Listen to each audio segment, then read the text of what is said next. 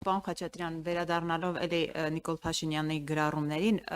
եկեղեցու հանդեպ Հայաստանի իշխանության վերաբերմունքը եւ քննադատությունը նոր չէ։ Փաշինյանը բազմաթիվ անգամ տարբեր առիթներով քննադատել է, դուք եւս հիշեցրեցիք։ Հիմա բոլորիս, այսպես ուշադրության կենտրոնում հայտնվել են այս գրառումները այն պատճառով, որ բառամթերքի այլ որակ կա։ Ինչով է պայմանավորված, որ Փաշինյանը անցել է հենց այս բառամթերքին։ Հիմա որովհետև բառամթերքից ենք մենք բոլորս այսպես շոկի ենթարկվել։ Գիտեք, մարդը երբ է ջղաձգվում, սկսում գոռգոռալ, հայհոյել։ Հանդարտ վիճակում,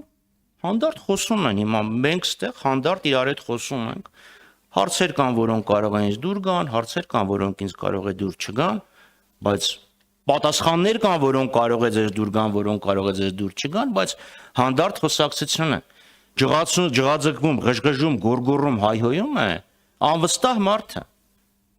Փորձելով իր ղժղժոցով, հայհոյանքներով իր անվստահությունը քողարկել եւ ուժեղ տղա երևալ։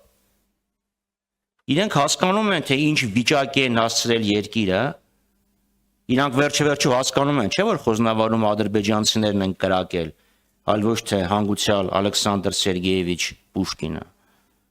Եվ այս ճղճղոցով փորձում են շեղել մարդկանց ուշադրությունը այս խնդիրներից։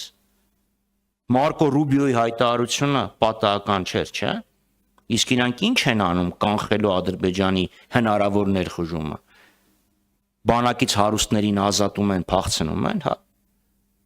Եվ ահա պարզ է, որ այս իրավիճակում իրանք սկսում են ջղաձգվել։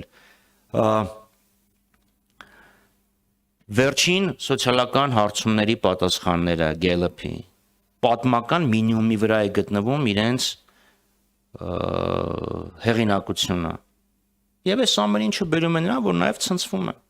Եվ այս ցնցումները վերածվում են ուղղակի խուլիգանական դրսևորումների։ Շնորհակալություն։